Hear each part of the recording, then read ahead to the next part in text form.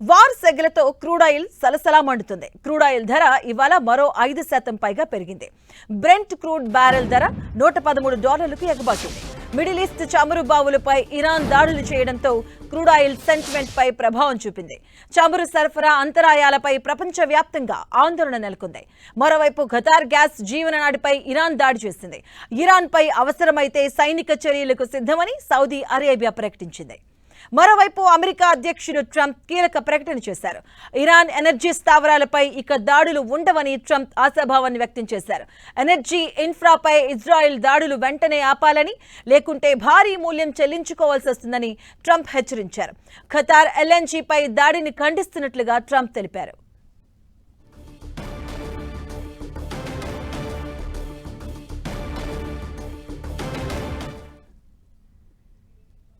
ఇక స్టాక్ మార్కెట్ల పతనానికి కావాల్సినటువంటి సంబంధించినటువంటి పూర్తి డీటెయిల్స్ తెలుసుకుందాం. మనతో పాటు గీతా ఆనంద్ గారు ఉన్నారు, మార్కెట్ అనలిస్ట్, వారితో మాట్లాడదాం. నమస్తే అండి. నమస్తే. సో ఈ స్టాక్ మార్కెట్స్ పతనానికి కారణం ఏంటి, మీ విశ్లేషణ ఏంటండి దీనిపైన? సో ఈ రోజు మార్కెట్ దాదాపు 2.5% నష్టపోయినాయి. కీలకమైనటువంటి మద్దతు స్థాయి 23,000 వైపు నెట్టి వెళ్తుంది. సో దానికి ప్రధానమైన కారణాలు చెప్పుకోవాలంటే Brent crude prices 111.4 per barrel యూఎస్సీకి వెళ్ళడం కీలకమైనటువంటి నెగటివ్ ఎఫెక్ట్ చెప్పుకోవాలి. అలాగే వీక్ గ్లోబల్ న్యూస్, ఎఫ్ఐఐస్ ఇంకా అమ్మకాలు అలానే చేస్తున్నాం. నిన్న కూడా 2,714 కోట్లకు పైగా అమ్మకాలు చేయడం. దాంతో పాటుగా ఇండియా ఫిక్స్ వోలటాలిటీ బాగా పెరిగింది. నిన్న యుఎస్ ఫెడ్ స్టేట్మెంట్ ఏదైతే ఉందో అది బాగా హాకిక్ గా ఉండింది.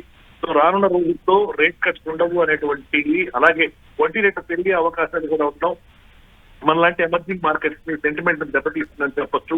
సో నేను యుఎస్ మార్కెట్ స్టాక్స్ కూడా భారీగా పతనం అయ్యాయి. దాదాపు 750 పాయింట్ల పైన డోజన్స్ పతనం అవడం మనం చూసాం.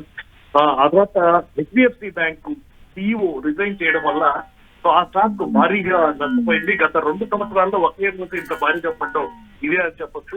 సో అది కూడా హెవీ వెయిట్ అవ్వడం, ఇది కూడా మేజర్ గా ఇండెక్సెస్ ని నెగటివ్ గా. గీతానంద్ గారు, అంటే ఈ గోల్డ్ సిల్వర్ రేట్స్ ఇంకా దిగొచ్చే అవకాశాలు ఉంటాయండి? సో గోల్డ్ సిల్వర్ విషయానికి వస్తే ఎప్పుడైతే వడ్డీ రేట్లు పెరుగుతున్నాయో, వడ్డీ రేట్లు పెరిగితే గోల్డ్ రిటర్న్స్ సరిగా ఉండవు.